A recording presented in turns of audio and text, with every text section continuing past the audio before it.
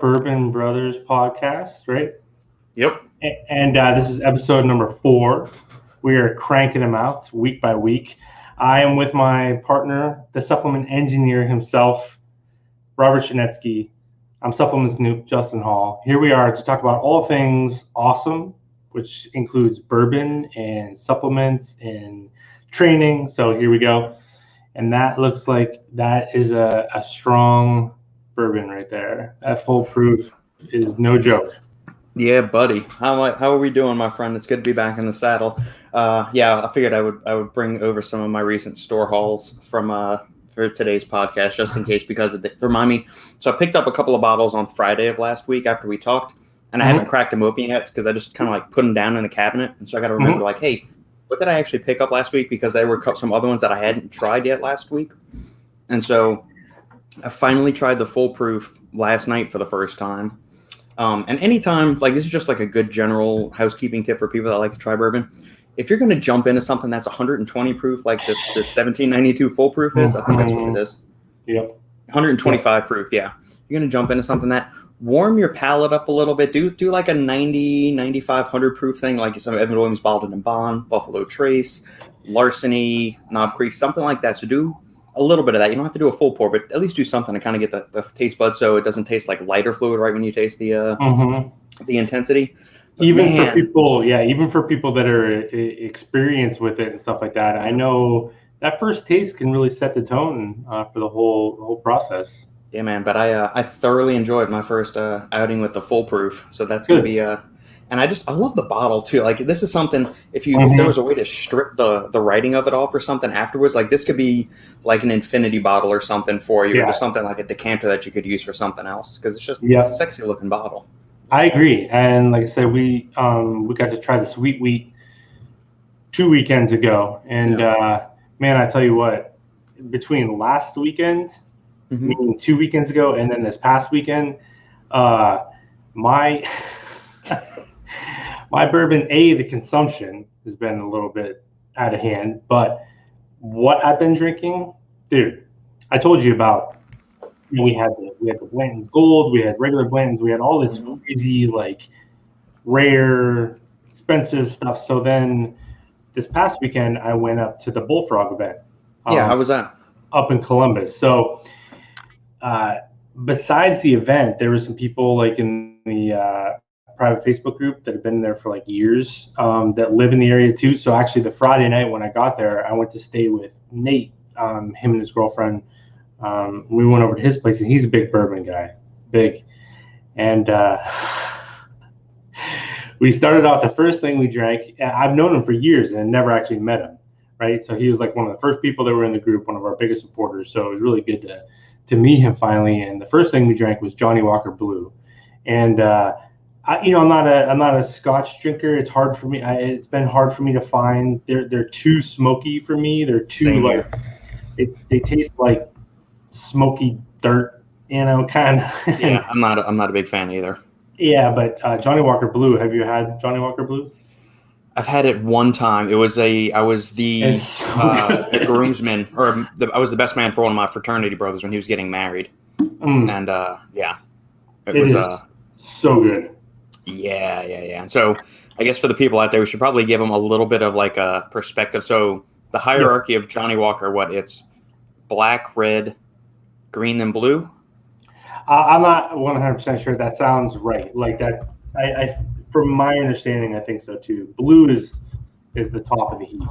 Yeah, and it's not a cheap one. There was a bottle in the when I went and did this, picked up these few bottles last Friday. They have like the specialty and select whiskeys all in this case, and the blue bottle was in there. It's usually a couple $100. Yeah, the red, black, green, gold label reserve, and then the blue. It says the blue label is a masterpiece Scotch with powerful aromas and balanced hints of sweetness and depth. There is nothing like it.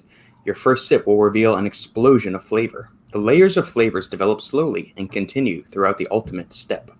This is not for whiskey beginners. It is a challenging whiskey, which features an acquired taste. Each bottle is unique and gives complex, powerful notes. Let's see if I can find an MSRP on this bad boy. I think the cheapest I've ever seen is like 160 or 170 bucks, but usually it's like a couple hundred because it's hard to find. Yeah. At Total Wine, which is one of the big box liquor stores next to us, it is $220. Mm.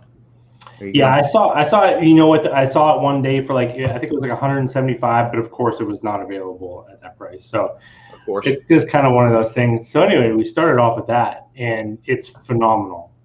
And then the next few were Weller. We went down the Buffalo Trace thing again. We had Weller, both the Antique and the SR, and then we had E.H. Taylor. We had Eagle Rare. We had Blanton's. Dude, it was like the most. And then tying that in with what we did the weekend before, I have been one spoiled SOB when it comes to drinking bourbon. With the pours, are we talking like a normal pour you get at like a bar or something? Are y'all doing like smaller pours since you're doing like a whole bunch of them? Or are y'all going like, fuck it, we know what's going on. It's going to be a solid like 1.5 to 2 ounce pour. You kind of start off like trying to do it like with some kind of class, you know what I mean? Where you're like, oh, we'll just, and then eventually it just becomes a total shit show. But we were there, like we started drinking at probably like 6 o'clock at night, and next thing you know, it was like 3:30 in the morning, and we were still going. So it was just it was a lot of fun though. It was just the weekend before, we had a lot of people come in town, some people we'd never actually met but had known for a long time. And then this past weekend was the same kind of deal where I went to the Bullfrog event. I didn't get there. The event was from 10 to 4, and I literally got there like 3:15, like in the afternoon, just because we were hanging out with them in the morning, and then we had to check into our hotel, and it took forever to get checked into our hotel. And by the time we did, we said it was kind of late over there. But you've had Paul on your show, right? Yeah, he's been on twice, I believe. Yeah, Paul's a good dude. He's always been a really big supporter of us, and finally got a chance to meet him, after a couple of years. But it was funny. There was so many great people there. Like, I couldn't even, I went to the event and I went to go inside. I couldn't even get inside because the first people I saw were the guys from Core and Mark Glazer. I hadn't seen Mark in a while. So we just got to talking, and Jay Cutler was out there, and then Matt Lane. I don't know if you know Matt Lane. He's House of Gains guy. He's that was the first time I got to meet him. Mm-hmm. So then eventually I got inside. John Meadows was in there, Gorilla Chemist. I had never met Gorilla Chemist. Got to talk with him for a little bit. So it was really cool, man. There was actually a funny story from it. You've had John on here also? Mm-hmm. Yeah, a couple times. I want to get him back on for either be his 3rd or 4th time. I don't know. He's one of those people. It's like you bring up somebody like Chris Waldron, or like just one of those people. Like, the second you see him, you just feel like you're right at home, and it's just like the most laid back conversation, just with awesome people. Kind of like the first time you and I had ever talked. We didn't even know each other, but like you immediately just slide into this really comfortable conversation. That's how I feel every time I see John Meadows. He's just awesome. It was. I totally agree because. First of all, thank you. I like that. Yeah. Actually, we did a podcast with Chris last night. I had a funny. I'll actually talk about that because you'll appreciate one of the things I said on the podcast. You'll like that. I'll get to that though.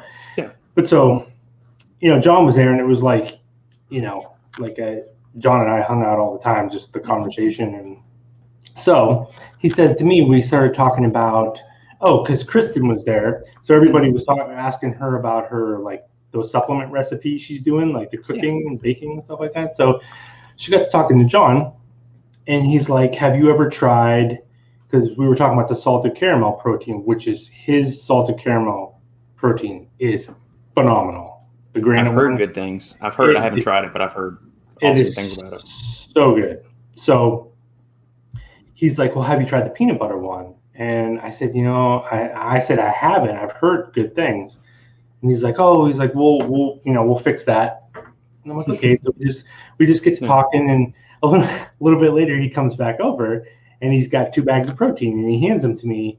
It was a peanut butter one and a chocolate one, and I was like, it's good to be me, kind of thing. But so I was like, well, that's awesome enough as it is. Right? So the next day, I was talking to Paul, and I said it was really cool. I said, John, gave me some protein to try. I was really excited about it. And he's like, is that why he's like, I was wondering why because Paul was up at the desk, like checking people out. He said, John came over and he pulled 2 bags of protein. He pulled 2 bags of protein off of the shelf and paid for them. His own protein. He paid for them, and then came over and gave them to me. Just awesome, amazing human being. I'm like, that is just like legendary status right there. Like, how can you not love that? Yeah, supporting the local businesses. I mean, even Paul's a friend, so Paul would probably just say, "Hey, take it, John. We got plenty of stock back here." Even though, like, him and John train together all the time, they've known each other for years. But I mean, just the fact that John's saying, "Hey, I respect your business, what you're doing here. I don't care if it's my own product, and I sold it to you initially. I'm going to pay for it again." And just awesome. Went over and bought it. That was just that just kind of like, I don't know. And I thought that was a cool story. But so I talked to Glazer a lot. We were talking about Unbound. We were talking about some proteins and stuff like that, some NutriBio proteins. But it was cool to get caught up with Mark. Sometimes, like, he's such a smart guy. He knows so much about the industry, and to be able to get caught back up with him was really cool, for sure. Yeah, they got some more cool things. Like, I know the Unbound line has been out for almost 2 months now, I think. Yeah, maybe a little over that. Much. I know there's some other stuff in the works that's supposed to be brewing, so need to get ramping up on that, or see what other details are coming out from him as far as that goes and whatnot. Because I know he just had a story on Stack not too long ago, teasing something about 3D pump breakthrough in a new potential pre-workout formula. Have you tried that ingredient? I have, and I spoke to Bruce Neller about it too. So I had him on the show to talk about it. Picked his brain all over it. And so, I mean, you know what it basically is. So it's like it's 3 grams of citrulline, 2 grams of glycerol, and a gram of the amla fruit or the Indian gooseberry, capros. All kind of the same thing. Yeah. And which in the patent application, that's what they actually use I think they actually source the gooseberry extract from the capro supplier. I think, if I read it correctly. Yeah, I think that's right. Yeah. My thing is, and I know I've seen the costs on it because I've talked to a few brand owners that have used it. And I think it is very expensive, to where if you just bought 3 grams of citrulline by itself, you put in Hydromax and you put in, a gram of pomegranate extract or something like that, it would still be cheaper than, I think, buying the whole complex of the 3D pump breakthrough. So is it an effective ingredient? Yes, because we know 3 grams of citrulline is an effective thing. We know that glycerol, I'm not a huge thinker. I'm like, because if you look at the research of it, you need like 0.5 gram to 1 gram of glycerol per kilogram of body weight. And so is 3 grams of glycerol really give you? I mean, at that point, you're getting, 1.6, 1.7 grams of it. So plus clumping issues and all of that other stuff. And we know the polyphenol route works because we've got Vaso-6, we've got pomegranate, we've got grapeseed extract, Fitnux, we've got all these other polyphenol rich things, Citrapeak, if you want to go even down that rabbit hole. So yeah, I think 3D pump breakthrough is a solid ingredient. The ingredients in there work. Is it worth the cost? And do I think it's more effective than dosing a comparable amount of citrulline, betaine, or taurine and some grapeseed or Vaso-6? No, I don't think it's superior to it in that shape or form. I think it's just it's a new flavor on the same stuff we've seen before. Yeah, I agree. We were actually just talking to Chris about this last night. He mentioned about gravitating away from the patented or trademarked ingredients specifically for that reason. He's one of the ones that's going to be using 3D pump, and that's actually ties into what some companies. So Dr. Lopez, he's in the group. He's a big supporter of ours. Great guy. I don't know Bruce. I've never talked to Bruce, but they're like in that together, right? So they're he sent me some 3D pump to try. Like, it was like last summer. Yeah. And I used it, liked it. Obviously, like you said, it's an effective combination. Even though I'm not a fan of glycerol either, it's just not exactly what you said. It seems like you need a lot of it, and the liquid form seems to be a better option because you can get much more of it. But correct. Anyway, it definitely works 100%, and you get like this really like cool feel from it. But I know like some brands that I talked to passed on it for exactly that reason. A, they didn't want the glycerol aspect to it, or two, they just figured, they're like, why don't I just use some citrulline and some polyphenols, since that's what they wanted. But you do get to use the claims, and you get to use the fancy marketing and stuff like that. And it's not that it's like phony or anything like that. That's part of the deal, is to be able to show some validity and things like that when it comes to customers. But it definitely works, no doubt about it. But like you said, if you're a formulator, then that kind of changes things. If you're going to put it into your product and you're looking at margins, we always talk about, like, is there a balance there when it comes to trademark ingredients, or like where is that balance at, where you're trying to make sure that people feel comfortable when they see the label and it looks good, but is it worth it when it comes to like performance? Do you sort of like, I think, because that's kind of what Chris was sort of talking about. He's like, we pick and choose now when we want to push forward with a more expensive ingredient than maybe we need to, depending. And I think a big part of the 3D pump was being like one of the first companies to use it. You're going to get some traction just because no one else is currently using it. I think he planned on being the first one, but now he's backed up just like everybody else. So I agree. Cool ingredient. It's nothing revolutionary at all, but it is cool. Yeah, I think it's definitely cool. And so I want to test the potency of just Caprosa, the gooseberry, amla fruit, whatever you want to call it, by itself. So I use Nutricost. I buy Nutricost, like all the bulk ingredients off Amazon from there, and they've got 1,000 milligrams or 500 milligram capsules of amla fruit extract.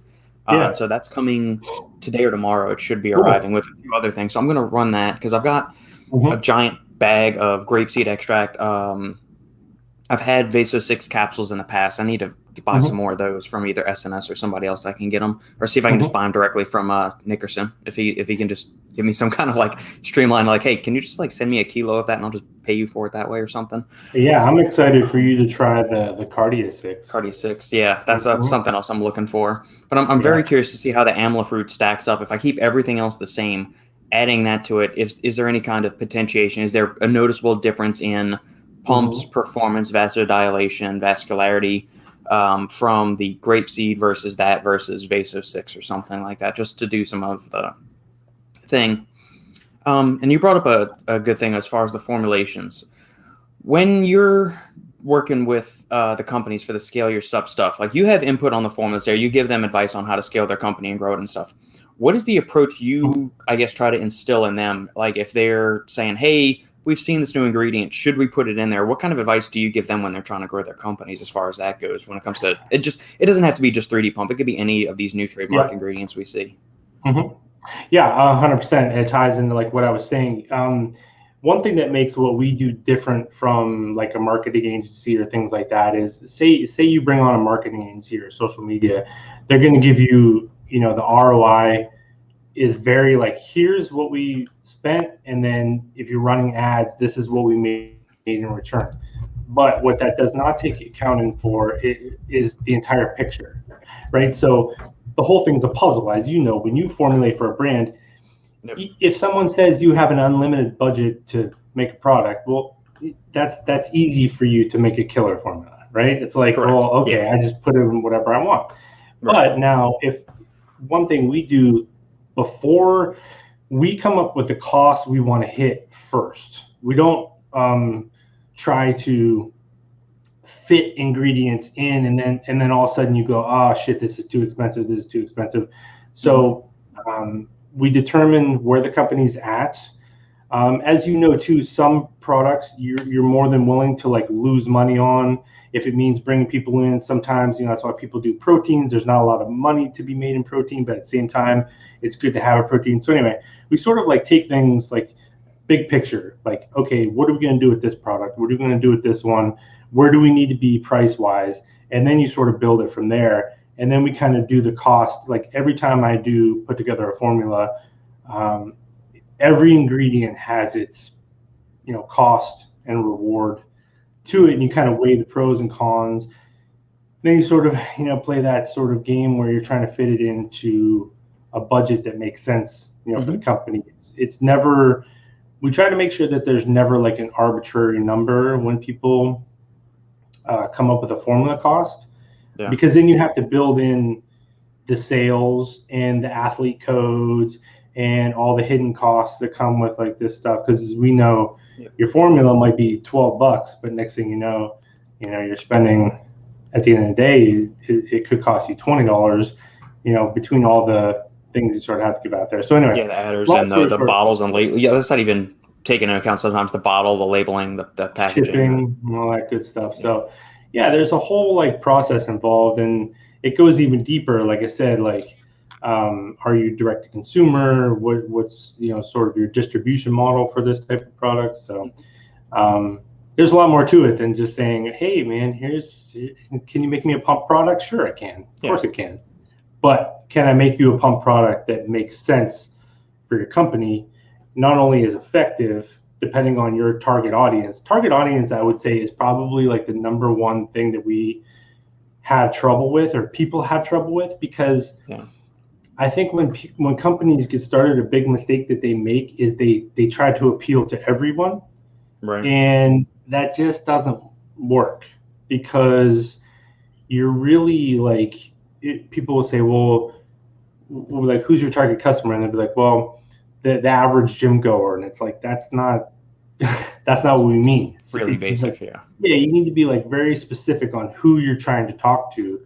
That way you can have kind of a streamlined sort of focus. Because then if you're trying to appeal to everyone, usually the product ends up just being very like generalized and won't really land with anyone.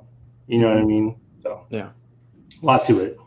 Yeah, and I think that's something the average consumer doesn't understand. Like, you have all these multipliers that go in there. Like, so that's something I always forget about too, is the athlete codes when you're going into pricing these products, just because that's a segment that I haven't really been exposed to as much. It's mostly been the writing, the research, and like the formula stuff. The business aspect of it is usually what the CEO or the CMO or whatever, like other owner or the COO is working on for the company.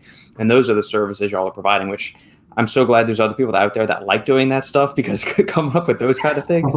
No, thank you. Yeah. No, thank you. Yeah.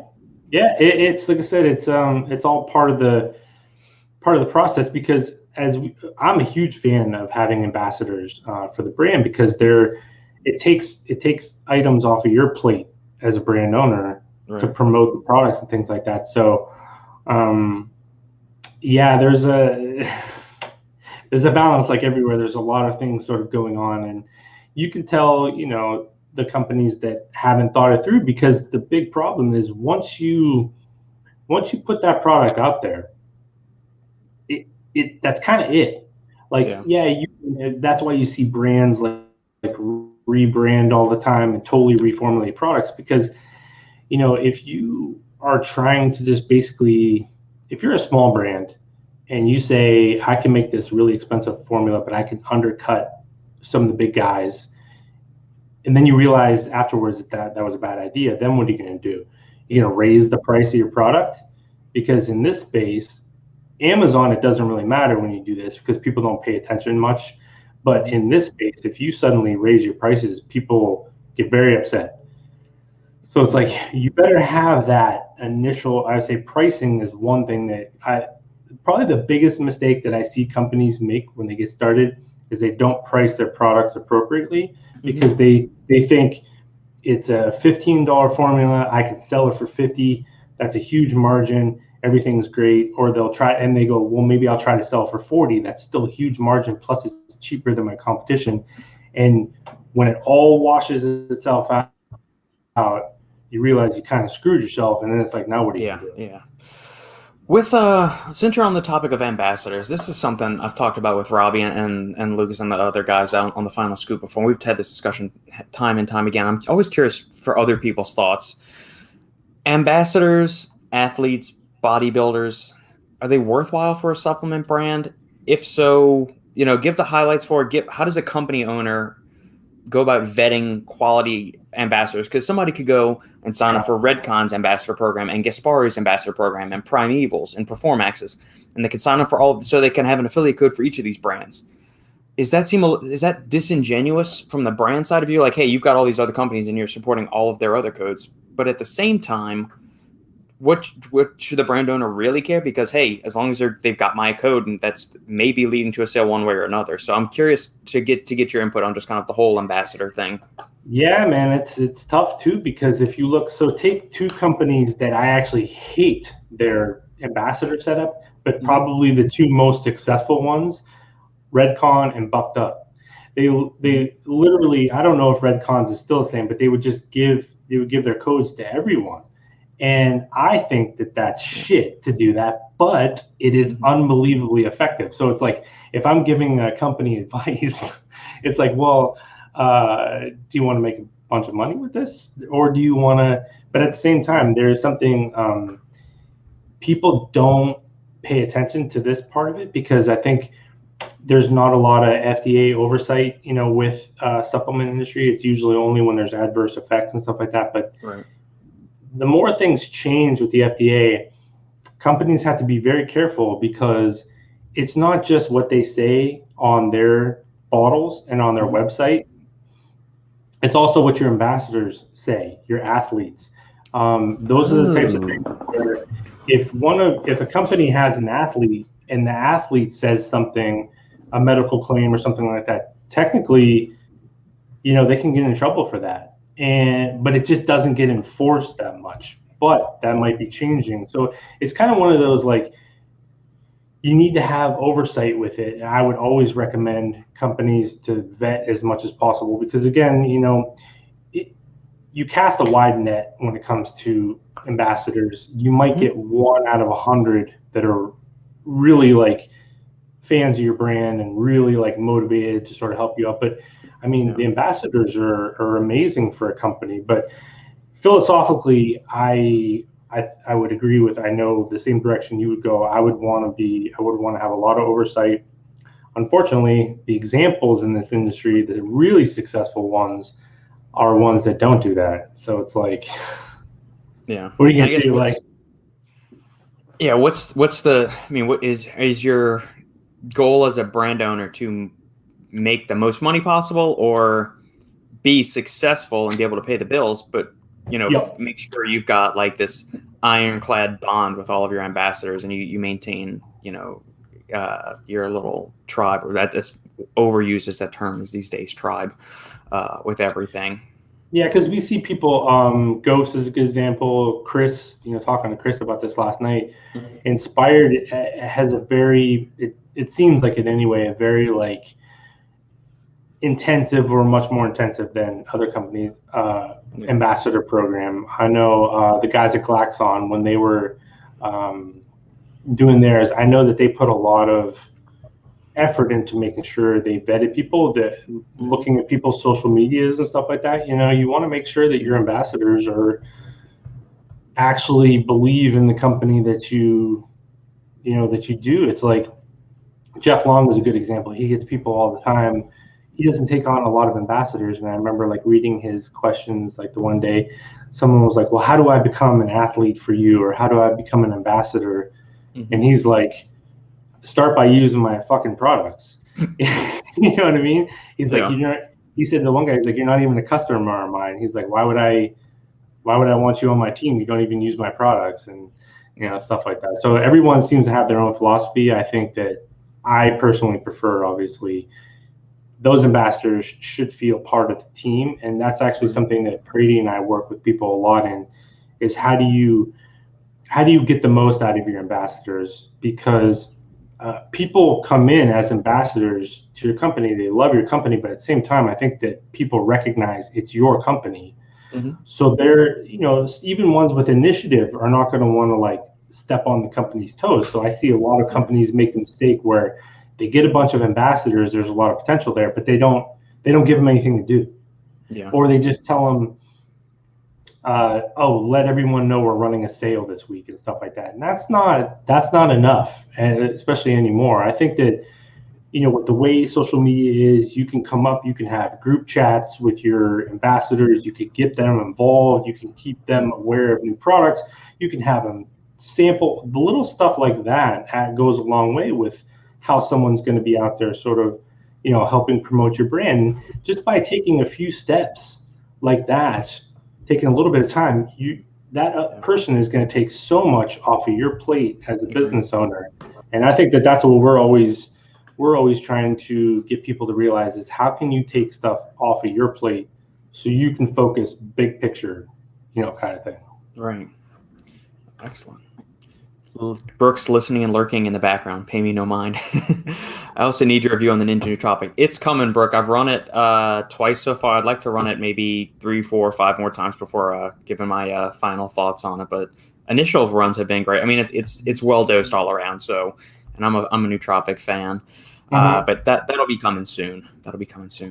Yeah, I think I'm like the only one that didn't get the Ninja stuff. Have you reached out to them yet? Did you send them? Okay, well, send them a message and they'll hook you up with a more than generous package. Both of the proteins were good, although I don't know if it's something maybe I'm more sensitive to or not. But with collagen proteins, I get like this not metallic taste, but some kind of like, I don't know what there's some kind of like back end taste I notice, and their whey protein is a mixture of whey and collagen. And when Sandy and I tried the Obvi flavors of collagen, I got that same kind of like metallic, minerally, I don't know what the hell, nails. It tastes like nails. I don't know. Some weird kind of taste from it, but whatever. Yeah, do you know what I'm talking about, or can you describe the flavor that I'm talking about?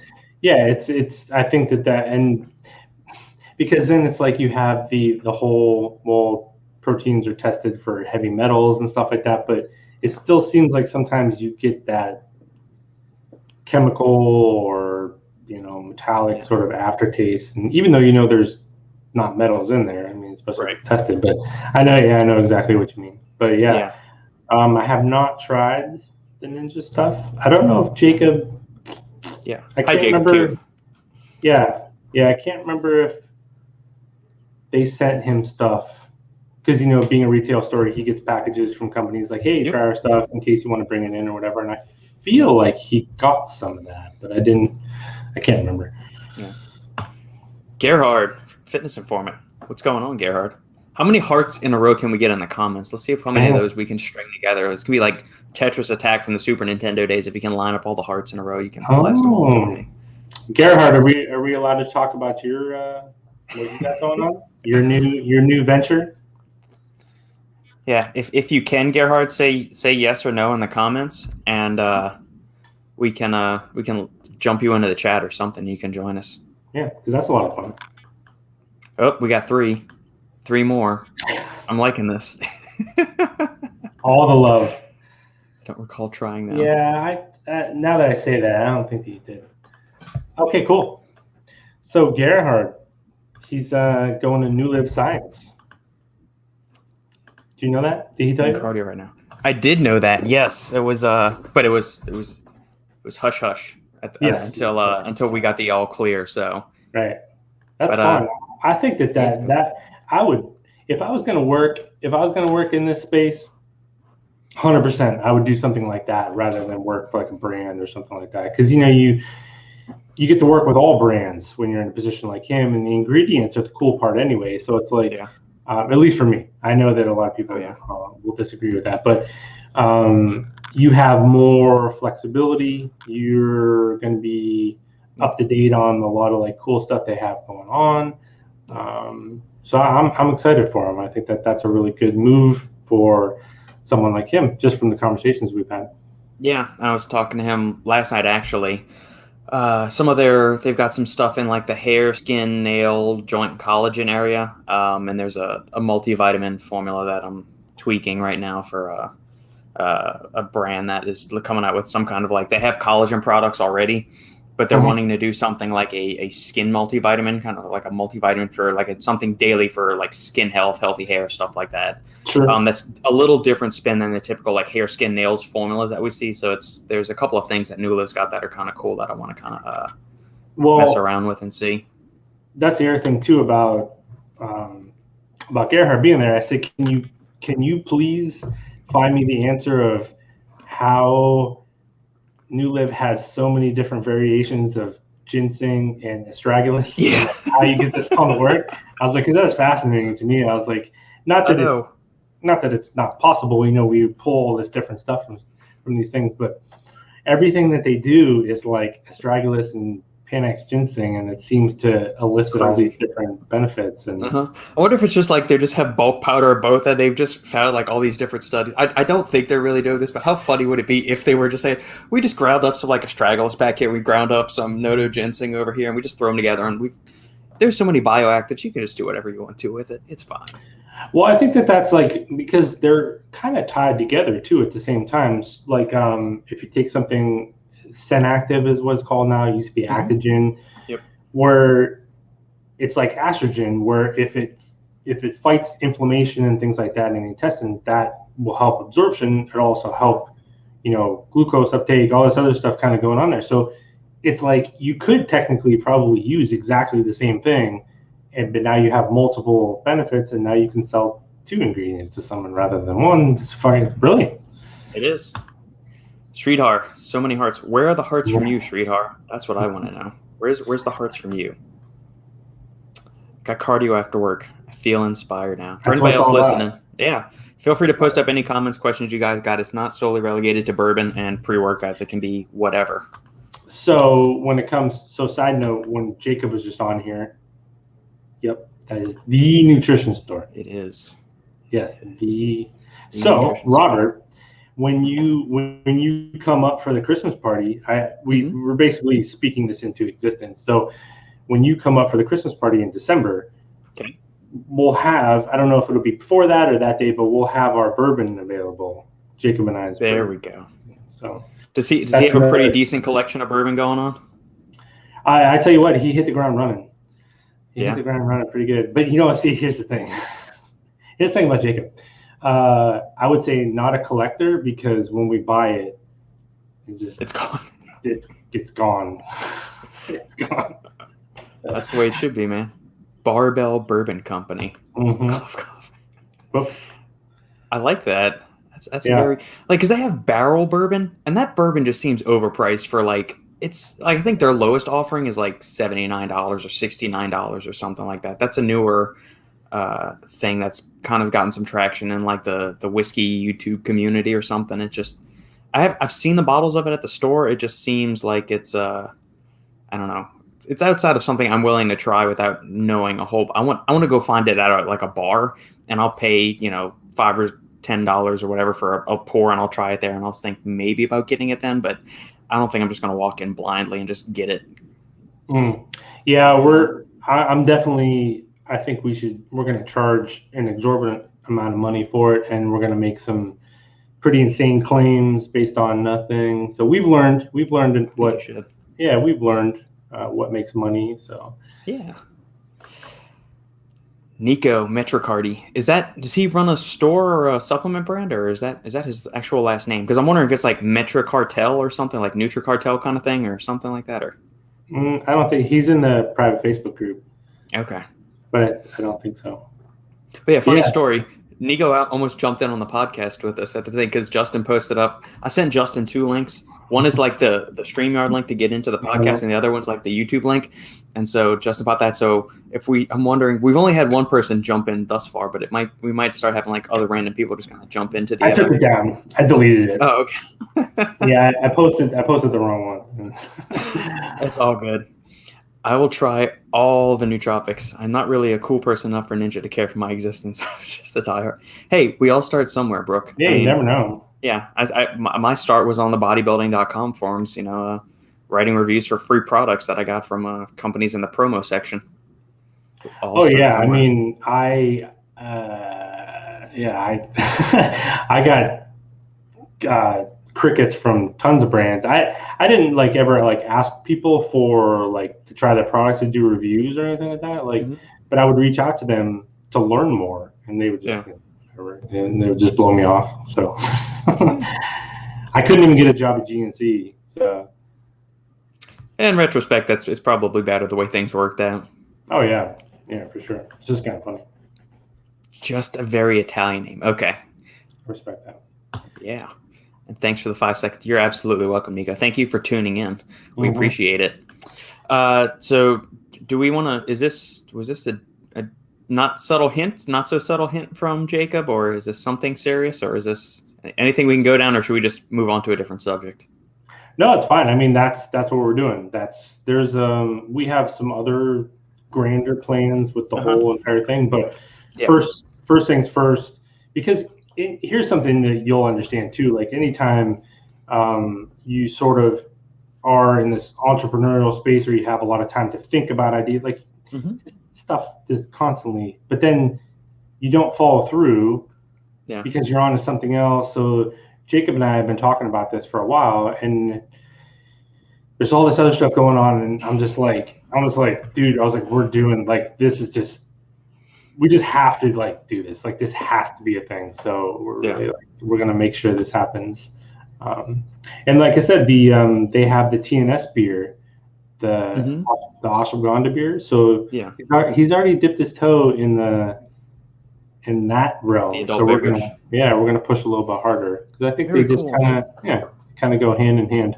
Yeah, because I think when you and I were, this is probably in January or February, you and I were texting back and forth, and you mentioned something about doing something as far as whiskey or a bourbon release or something like that, and I wasn't sure if this was related to that or if this was something. So I didn't want to, say something out of turn. That was my next question. Is it being sourced? Because a lot of for the other guys that don't know that are listening, most startup bourbon companies, they might not. You have to age bourbon for a very long time, or at least 2 years to, like Texas, because the climates are so, hot and then really cold and then real hot. Most people only age their stuff 2 to 3 to 4 years. Whereas in something that's got a little bit more moderate climate like Kentucky or Indiana, where most of the bourbon in the country is distilled. So MGP is the major producer in Indiana. And then you've got all the other ones. You've got Buffalo Trace, you've got the Beam Distillery, you've got Barton, which does 1792. You've got all of those distilleries in Kentucky, and a lot of these startup ones will actually source their bourbon from there, until their own stock can age. So that's why you see a lot of local distilleries, especially these craft distilleries, also selling things like gin, vodka, because those things you can distill it and turn it around immediately, whereas bourbon and whiskey has to age for a while. So that was my next question. Are y'all building your own distillery, or are y'all sourcing it from MGP, getting something locally distilled or something like that? Well, see, and that's one thing, just I think Jacob and I are similar in that effect, where this is where a lot of people need to get started, because then that we can get started sooner, and let people that they've already done the process, let them, kind of do that. And then we'll obviously put our own spin on it. But then grand scheme of things, I'm a control freak. He's a control freak. It's like, you're going to want to have your own thing. And I know this is going to be a lot of fun. So Distillery 2 miles from headquarters. That's what I'm talking about. So we can turn this around pretty quickly, and awesome. We're going to do that, and that'll it's going to be a thing. It's not like I'm not going to just talk about it. It's going to be a thing. It'll be available. So, have you been to the distillery to which he's referring before, and just like tried their offerings there? Have you? Not yet? No. So, which is good too, because then now when we do that now, it's a business expense when we go and check that out. So it's not a pleasure trip anymore. See, it's all about, that's really what it is, like starting LLCs and stuff like that. It's really about, how do I make the things I spend the most money on a write-off? Because, so it's like, okay, we'll just go. It's like trying supplements and stuff like that. I'm like, or start a company around R&D on supplements. So now as I'm spending more and more money on bourbon, I'm like, shit, we need to get an R&D thing going. Because now if we have our own bourbon business and I go buy a bottle of Blanton's Gold for $600, that's R&D, man. It's business write-off. Yeah, it's not for pleasure. That's to, check up on the competition. So gotta love America, man. You gotta do that. Absolutely. Your goal as a citizen is to figure out how to pay the least amount of taxes possible. Exactly. Yep. That's what you got to do. I'm curious to see it, Jacob. You don't have to tell me. You don't have to say on here who y'all are working with if you don't want to. But maybe offline, you can tell Justin, or you can shoot me a message or something, and I'm going to see if they have any of their local stuff here, that South Carolina brewery. Because if there's a way to support the small, like, craft distillers, like I like supporting the big guys because they make some really great shit. But if there's a craft place that I can support too, feel free to shoot it over, and I'll do it just to see what they have. Like this afternoon, because I'm not going to lie, I kind of need to. It's Wednesday. Most distilleries usually are like Wednesday through Saturday or Sunday, or at least here in Texas. I don't know what South Carolina's like. Yeah, because we last night on the Formula podcast, I think you would enjoy one of the segments. So we were talking to Chris about when companies will blind. I said one thing I like about Chris is he won't tell me what he's sending me. Sometimes he'll be like, "Hey, it's a," but he wants like real feedback. And we were talking about the difficulty of getting like honest feedback from whether it's me or whether it's like other people that you're trying to send out products to. And then I started to go down this little thing where I know for a fact in this industry, there's other places that you go to for information about new products, and they do little videos talking about how, and they like to be leaders of thoughts in this sort of space. And I know specific examples of companies fucking with them and sending. I'll give one example. I won't name names, but you'll be able to figure it out as I first hit. A company was working on a greens product, right? And they were like, I want to send it out and get feedback on it. They actually purchased another company's greens product, said it was theirs, sent it out, and then waited to get feedback on it, and then were told that the one that they had sent is good, but it's not as good as X company. And they're like, that's funny because we actually sent you, like, they didn't tell them that, but I know that's true. So that's another thing, like in this space where there's a lot of BS. And I know some companies that have played some tricks, played some games with some of these people that pretend that they're honest about stuff, and they've definitely done some things like that where or sent them samples of things that weren't, like, this is rice flour and shit like that. And I have a feeling I know who it is, but I kind of went down that rabbit hole a little bit last night. We had a little bit of bourbon and we started talking about it, and I'm like, you know what, fuck it, I'm just gonna tell this story, and that's just what I do. I think I've got an idea of what manufacturer, formulator, supplement brand, wily individual would do those kind of shenanigans just for shits and giggles. Just because they're like, this kind of sucks because then we know we can't get honest feedback from you about our stuff. Right. You know what I mean? So, well, that's the good thing too about having Sandy, because you and I, we have, relationships. So like if Inspired sends us something, or any other brand, Ghost, exactly. Robbie out of Pollen, any of these guys, Morphogen, Ben, we know these guys. So we go into it with a positive mindset saying, okay, I'm looking forward to this. This is going to be, so you're already biased. Even if you want to be as unbiased as possible, these individuals, whether on a personal and or professional level to some extent. And so you want to see them do well.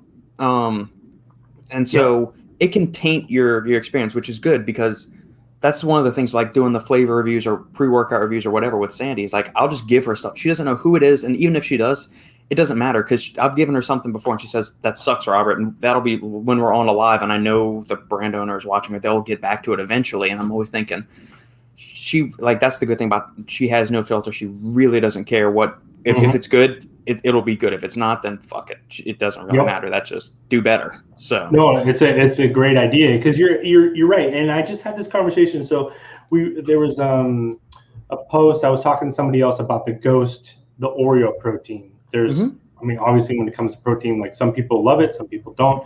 And I remember I actually told this to someone. I said, the first time I tried the Ghost Oreo protein, I was like, wow, this is amazing. But what I thought in the moment, now Dan's a friend of mine, I know how hard he worked. They've been trying. So you're already like rooting for the product to do well. And that's when you're already like, it's impossible to be totally unbiased. So also they send me the protein, right? And the packaging and the marketing that they had behind it, the experience of the whole product was so cool that it was almost like impossible for the protein not to taste amazing the first time I tried it. So I went back and tried it again later on, like a week later, and it was I still loved it. So I was like, okay, like, but it's really, it's hard. And that's why I was talking to Chris about it. I said, that's one thing that I like about him, but honestly, like, it would be hard for me to, like, not like something that Chris sends. But at the same time, like he has sent me some stuff, and I told them that I didn't like it, and you feel kind of bad, but at the same time, they need to hear that. So right. I totally understand, and having someone like her add her opinion to it is perfect, because then you have sort of both sides of the coin. Yeah, so it's a good idea. Yeah, and it's that brings up another good point. It's like, so the brand owners, they want, like, a lot of people will pay you the lip service and say, hey, we want your feedback, good, bad, or otherwise. And then the second you give them something negative, you start to not hear from them again. Now, I've never had that experience with Chris, Dan, Robbie, anybody, like anybody that you typically hear us speak about on this podcast. That's never happened. I'm saying in my previous years, there's been something where I didn't like a particular pre-workout or a flavor or something, and then they get all bent out of shape or something. Or you just say, well, the formula is okay, but so-and-so, and then people get their panties in a twist, and you don't hear from them again. So if you start to see certain entities only give glowing reviews about certain things, then that's another thing, like Justin was saying earlier. Be careful where you're getting your information from. Yeah, and to basically just get it from us or don't get it at all. So the one of the things, and this is exactly kind of ties into what you're saying. So you know better than anybody. So in that ghost protein, the Oreo one, Robbie commented also.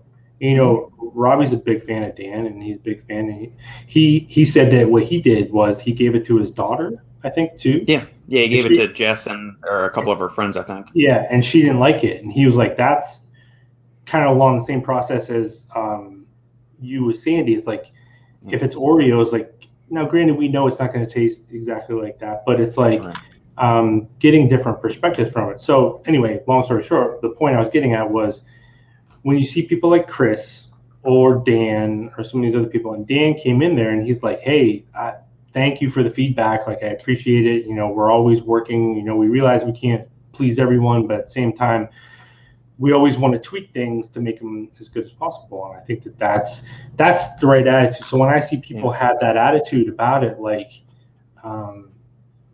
being willing to understand there's mistakes and we'll fix it. We don't expect things to be perfect, all the time. I think that's important to me too, that a company is willing, because there's definitely some of them, man, where it's like, I've told people and they get all bent out of shape about it. And, I'm like, well, what do you want from me, kind of thing. Yeah, absolutely. Brooke, so on the edge for the Snoop group. One of these days I'm going to bite the bullet, I promise. I'll tell you what, if you join the group and you're in there for a month and for some reason you don't think it's worth the money or whatever, I'll just refund you the money. Along with a bottle of Blanton's Gold. I can basically guarantee that I don't know whether, a lot of people have been in it literally for years, every month for years. I don't know whether that'll be you or not, just because we don't really know each other. But same time, the value you'll find from it from a month will far exceed sort of what you're paying for it. So you might have one issue with Brooke. You're a Miami fan. She's a Florida grad. Yeah. All right, never mind. Forget about that refund shit. That's all right. Niko, do it, Brooke. See? She's on the hunt for Nova Pump Neuro. Such a good formula. Such a good product. And I tell you what, Nova Farms flavors, unbelievable. Their EAA flavors are some of the most ridiculous flavors I've ever had. Yeah, and they're not pixie dust and doses of like methionine in there too. They're not putting 25 milligrams like a lot of other companies. Well, they've got a few solid 100 milligrams in there. Yeah, they're beasts. So you know what? I haven't talked to them in a while. You know what's been happening too a lot lately is there's people that have followed my stories for literally like years every day, and now they don't see my stuff anymore. Instagram's just a big mess when it comes to algorithms and things. Yeah. Nova Farm always would follow all my stuff. And now I think about it, I have not talked to them for a while. So maybe I'll have to reach out to them because they're good dudes over there. I like what they do. Chris is awesome, and I know. I think Brandon DeCruz is still over there. From used to be at Nutribon. I think he's still over there as their sales manager, their national head of sales. I don't remember his exact title. Yeah, what's funny is a funny story about that.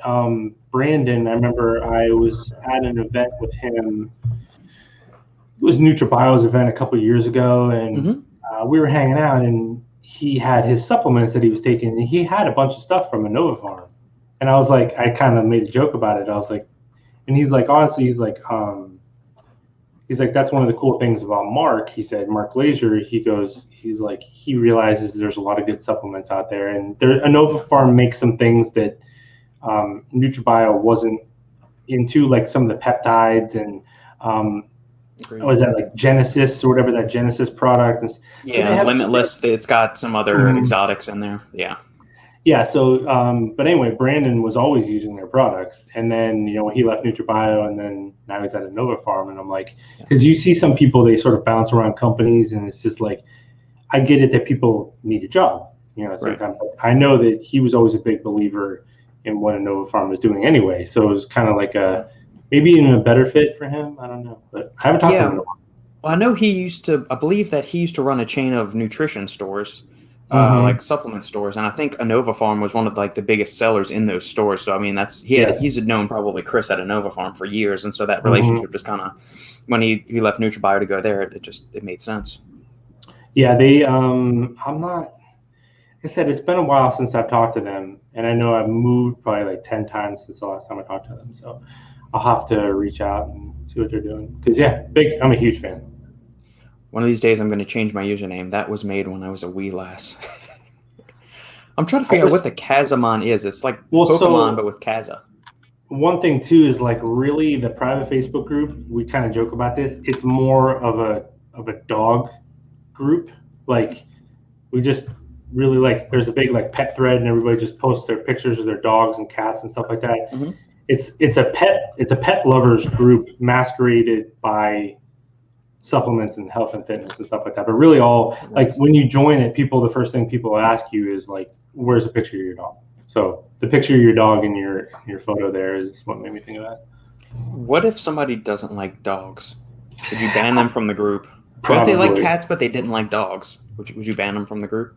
Well, I would say that we would work with them first to fix that false thinking, like asking me like what's the best pre-workout. Like I think that there's a step that we can rewire them. Yeah. But if not, I think you would have to go. I think they would have to go. That works. Because now I just have cats, so I understand. Mm-hmm. But you can't like one or the other. It's like it's got to be both. Agreed. UF coming to bite me once again. Yeah, that's what you get for being at a rival SEC school, or rival Florida school in Justin's case. Well, speaking of Florida, did you see this Astroflave shirt? Yeah, the Gatorade shirt. I saw it right before we started the podcast. I like that. Yeah. So last week you had the what was the one you were wearing? It was the scooper one that had the little swoosh with it. Yeah, the creatine. Yeah. Oh, so funny story about that. So that's Jacob and I. We collaborated on that creatine. Just take it with the Nike swoosh play on. Yeah. So I wore it to the event, and I'm telling you, like, I got halfway into the parking lot, and Mark Glazer was like, "Where did you get that shirt?" It's an awesome shirt. And he said that he's like, actually, what it should say, because on the back it says "just take it." He's like, you should add now, like, if you can find it. And I told him, I said, I don't know. I said, some of this might be our fault. I was like, because could be. We've just been telling everybody every day to take creatine, and Tim over at Natural Body Inc. same thing. And next thing you know, now we're out of creatine and the price is going up. So yeah, I just got an email from NutriCost, actually, those guys right there. And no, I'm not sponsored by them. Although as much stuff as I buy from them, they probably should be the sponsor of this show or something. But I got an email that their creatine was back in stock. So I went and bought some because I was getting low in my own personal reservoir of creatine. So yeah, I loaded up on that and did that. So here's a story that you'll appreciate. Speaking of creatine. So before we left to fly back home, Arms Race, the guys at Arms Race stopped over and gave me a package, all kinds of fun stuff. Right. Yeah.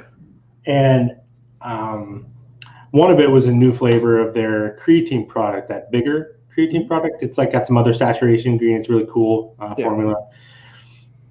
So my bag was too heavy, so we had to put a couple of tubs into our carry-on, or just had like a backpack. Well, so we're going through, and they're like, yeah, they pulled us aside. They're like, these things set off our alarm, right? And it was arms race.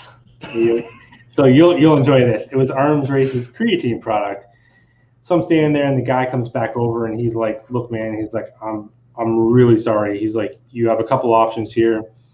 He's like, you can take this back and go check it, or we have to get rid of it. And we didn't have time to check it because our flight was boarding like soon. It ended up getting delayed like 2 hours. So actually we had plenty of time, but so forget about that. But so what he said was, I'm there with my girlfriend, and he says, he's like, I'm really sorry, but the person we have that analyzes this stuff is not here. It doesn't work on the weekends sometimes. He's like, so the expert we have is not here at the moment. And Chris, and my girlfriend, she's like, he is the expert.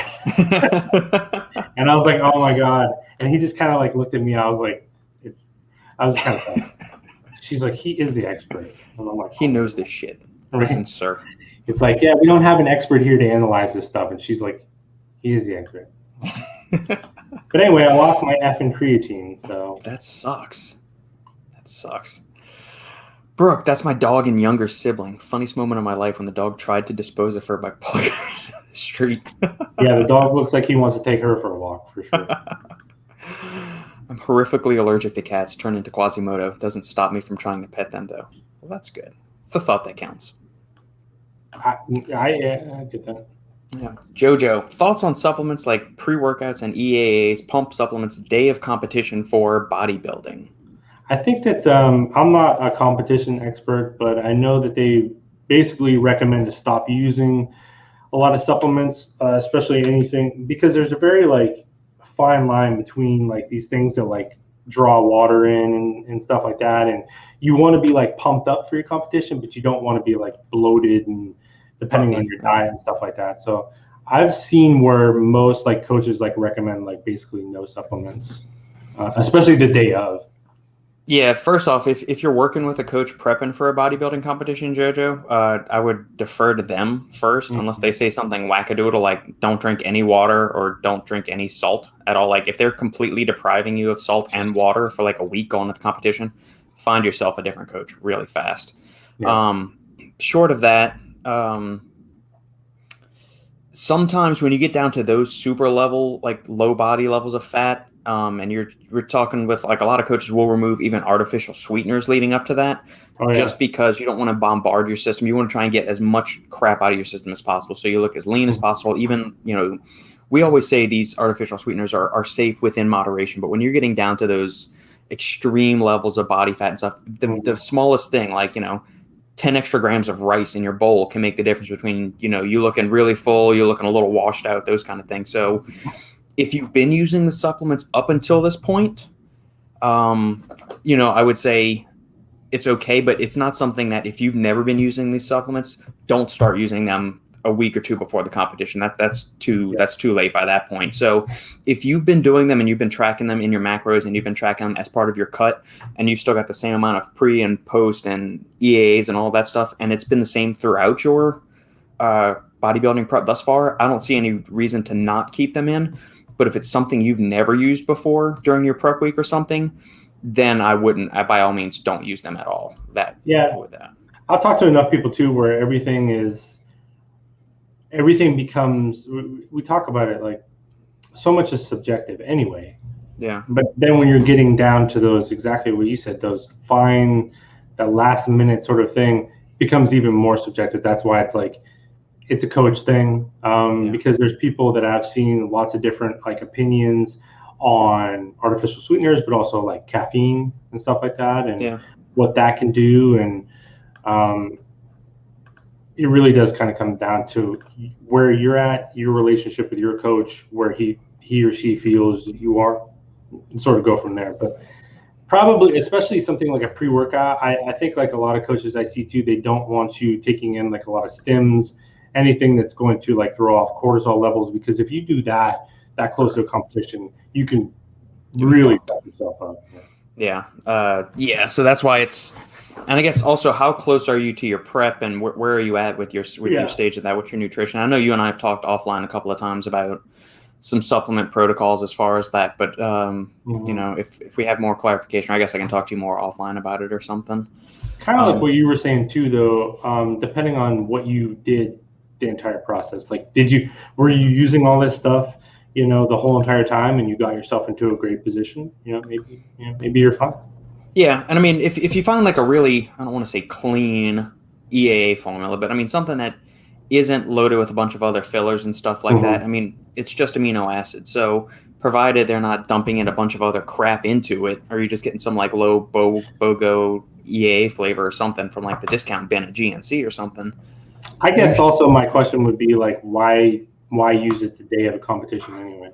You know what I mean? Like, what is you're not going to use a pre-workout. You're not, do you need a pre-workout day of competition? I mean, I could see maybe wanting to do like a pump supplement or something like that. Just because you want the muscles to look a bit more fuller, rounder, shapely. You just got to be careful, because usually with a lot of those things, you got to ingest a good amount of fluid. And if you ingest a huge chunk of fluid right before you step on stage, you might have like distension in your stomach and all of that stuff, because you got to give time for it to get transported. So you don't want to drink your pump supplement like 15 minutes before you go step on stage, because that stuff's still rattling around in your stomach and your intestines and all that while you're on stage trying to flex and pose for all of that. It doesn't make any sense in that instance. You take it, an hour or two before, if that, but that's provided you only do that. But even in that case, I think even then I would probably opt for maybe something like a capsule, like a nitrate based thing, like Plasma Surge caps from Glaxon or something. That way it's not messing with your fluid levels at all. It's really just nitrates, which are going to give you that vascularity, that increased blood flow and everything that might help. But I don't think you'd want, I wouldn't be loading up on a lot of glycerol right before I stepped on stage. So, yeah, Jojo, we can definitely do that. No problem. Yeah, man. Guys, last call for any comments, questions, or other smart-ass remarks you guys have for us before Justin and I call it quits on episode number 4 of the Bourbon Bros podcast, man. This is 4 episodes. We last longer than some supplement companies. We made it on. That's true. Yeah, I can name a few. Yeah. This is all right. So in closing, I'll give a few people a second to get any questions they have to. I'll show you the other 2 bottles I got, which is this Pure Kentucky.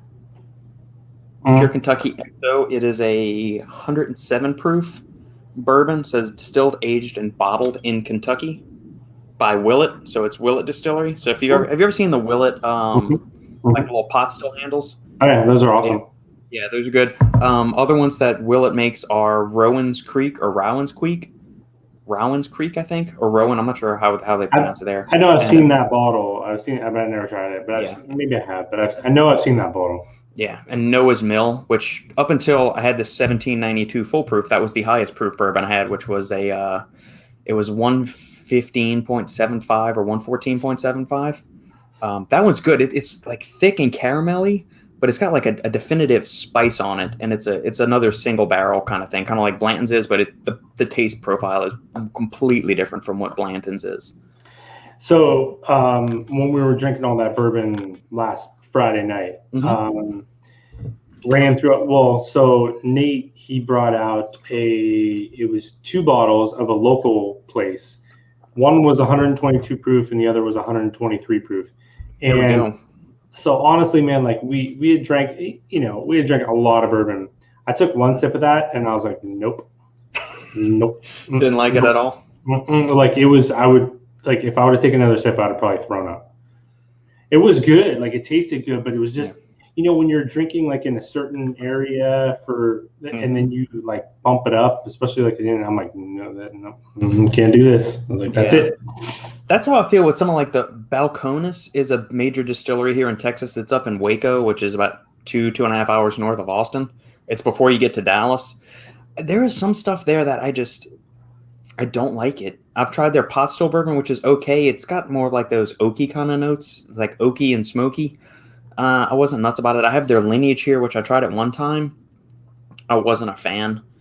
Some of their single malt stuff is supposed to be pretty good, although I don't know if I'm really down to spend the money on it because they do like a pure corn whiskey, and a few other like just single grain things. So yeah, we'll see about that. Yeah, I'm gonna have to go to the store because Jacob and I killed the rest of. I had a big bottle of larceny that I usually keep on hand. So now there's a big empty space on my shelf on my desk. So I'm gonna have to go fill that up with something. Good luck finding the handles, man. The handles are harder to come by right now for at least for Larceny and Knob Creek. I can't find them. I can still find them for the Old Forester 100, which is another good like daily sip or budget bourbon kind of thing. But the handles of Larceny I haven't been able to find as easily, or Knob Creek. And then in closing, this is the last one that the guy at Specs said was a good pick for me. So this is MB Roland. And this is another wheater. So it's in the family of like the Larcenies, Wellers, stuff like that. It is 74% white corn, 6% malted barley, and 20% red winter wheat. It's 111.6 proof. Batch number 15, new number 4 char on the bottle. So, I mean, they tell you, a lot of companies won't tell you all of this stuff on the bottle, but they tell you the lot number comes from bottle out of all of that. It's proof, ABV. Transparency, man. I know. I really like this. It's unfiltered. I really, just what you're just saying right there. I would be really curious to try that one.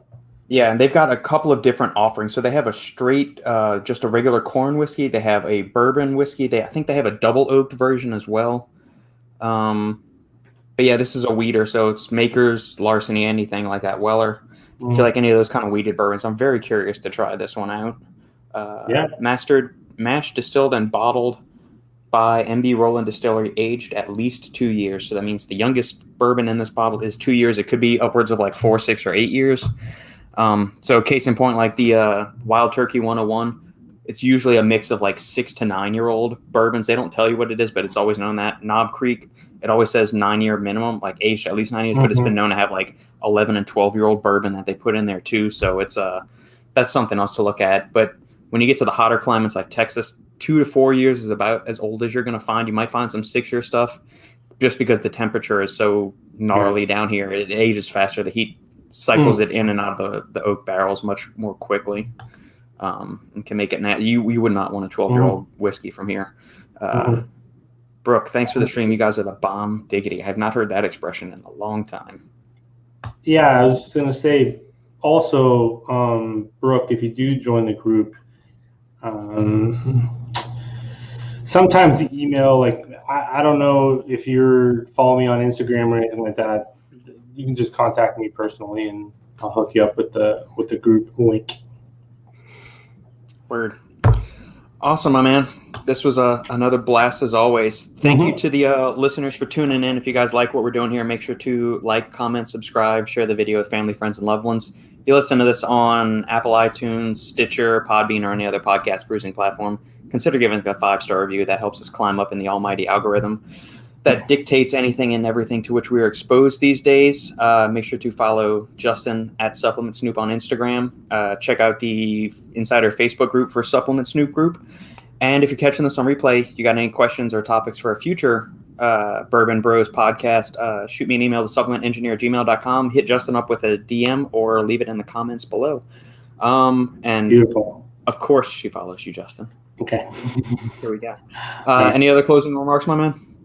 No, man, that was a lot of fun as always. It's always very humbling, I think, that people take so much time like out of their day to follow along, just to listen to us kind of hang out and talk. But also, I think I will give an example. So Brooke, you might be interested in this. I don't know if you saw me sort of talk about this on my Instagram stories yesterday. So the other night, a kid, he's a new member of the private Facebook group, and this is why we do what we do. Exactly. And this is why Robert does what he does. This is why we take the time out, because of moments like this. He sent me a video. He's like, I just wanted to kind of thank you. He's like, I just want to send this to you privately. He's like, he sort of was telling his story, his weight loss journey. He had some things going on with like taking care of his father, who he ultimately lost. He's a young kid. He's got a couple brothers that are like bodybuilders. And then he was like really overweight. So there's all this stuff like in this story. He's a very young kid, and he took time out to basically just like send me this video of it. And thanking me, thanking people like you and Tim for helping him sort of through his journey, man. It was like super emotional. Like I was fucking crying. It was like he was crying, like Tim, like so I was like, you know, I don't want to like force you into this. I said, but telling your story and talking to people, I was like, you can help a lot of people. Like your words, I said, are going to impact a lot of people. So he posted it in the private Facebook group, and you know, people were just like, it just was really cool. And that's why we do the things we do. And that's why I think, Robert, you're an example too of we understand the responsibility that we have in this space. And a lot of people don't. And that's why I get pissed off and I say certain things that I do, because I think when people don't take this seriously enough, when they're so selfish that they're just trying to do things for themselves, and you're not thinking about people like that out there. That's why I respond to every DM that's ever sent to me. It's why I try to give people, because of moments like that, because there are people out there, and it's moments like that that just sort of puts everything into perspective, and it's just the coolest thing like in the world. So I just appreciate everyone that continues to reach out and follow and support and all that good stuff. Yeah, and just as an end cap, I guess, to your point, like when you see those kind of stories, you get that kind of feedback. I mean, it's phenomenal. There's no other way to describe it. It's just awesome because there are so many charlatans and fear-mongering fuckbags out in the supplement industry. I can't tell you, I still get comments saying, I've heard I shouldn't take mushrooms or ashwagandha because it's going to tank my libido or shrink my balls and all this. I'm just thinking, these are the individuals that I want to just take behind the shed and whip them with like a switch because they're just fucking idiots. And like you're making fitness, living healthy, just being awesome that much more complicated and giving this many more people complexes. It's not, life is not that hard. Supplements are there to enhance. You shouldn't be stressing about this stuff. Yeah, it's not. It's something that's enjoyable. And unfortunately, I think a lot of people that do those things have bigger followings because it's not necessarily about getting accurate information. It's about touching on the buzzwords and points that people want to.